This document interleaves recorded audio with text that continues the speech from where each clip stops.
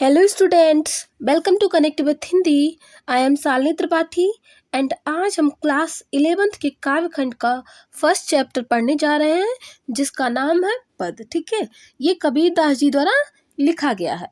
कबीर दास हिंदी साहित्य के एक महान संत, कवि और समाज सुधारक थे। ठीक है, इन्होंने अपने दोहों और पदों के माध्यम से समाज में फैले अंधविश्वासों और पाखंडों का विरोध किया है।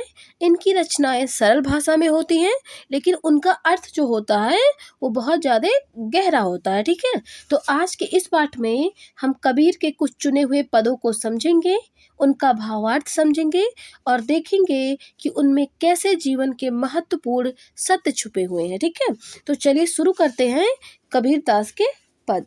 ठीक है, तो ये जो पद है ये संत कबीर दास की अद्वितीय भक्ति और उनके अद्वैत के दर्शन को दिखाता है। ठीक है, तो चलिए अब हम पढ़ते हैं। हम तो एक एक करी जाना, दोई कहे तिन्ही को दो जग, जिन नाहिन पहचाना। ठीक है, कबीर दास जी कहते हैं कि मैं तो केवल एक ही ईश्वर को जानता हूँ। जो लोग ईश्वर को दो या अनेक कहते हैं वे वास्तव में ईश्वर की सच्ची पहचान नहीं कर पाए हैं।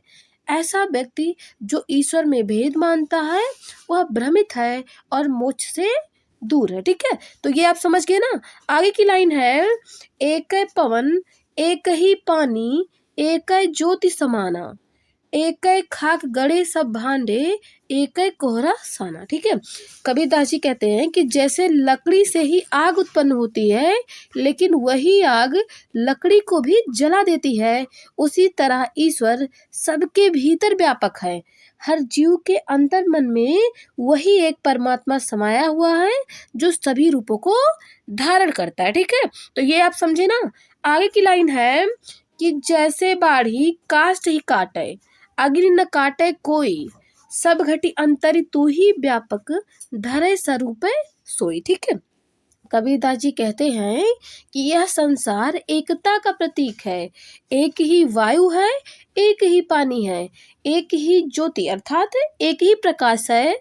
सब शरीर एक ही मिट्टी से बने हैं और एक ही कुम्हार अर्थात ईश्वर ने उन्हें गढ़ा। ठीक है, तो इससे ये सिद्ध होता है कि सब में वही एक तत्व व्याप्त है। ठीक है, आगे की लाइन है कि माया देख के जगत लुभाना, काहेर नर गरबाना, निर्भय भया कछु नहीं व्यापे, कहे कबीर दीवाना। ठीक है, कबीर दास जी कहते हैं कि यह संसार माया से मोहित हो गया है। ए मनुष्य, तू किस बात पर घमंड करता है। तो कबीर दास जी कहते हैं कि जब कोई व्यक्ति भयमुक्त हो जाता है और माया के प्रभाव से ऊपर उठता है तभी उसे कुछ भी प्रभावित नहीं कर सकता, वही सच्चा ज्ञानी होता। ठीक है, तो ये थे कबीर दास के पद जिसमें उन्होंने एक ईश्वर की महिमा, मानवता और माया के भ्रम से मुक्त होने का संदेश दिया। ठीक है, तो अगर आपको वीडियो पसंद आया हो तो लाइक करें, कमेंट में अपने विचार लिखें और चैनल को सब्सक्राइब करना ना भूलें। मिलते हैं अगले पाठ में, तब तक के लिए धन्यवाद।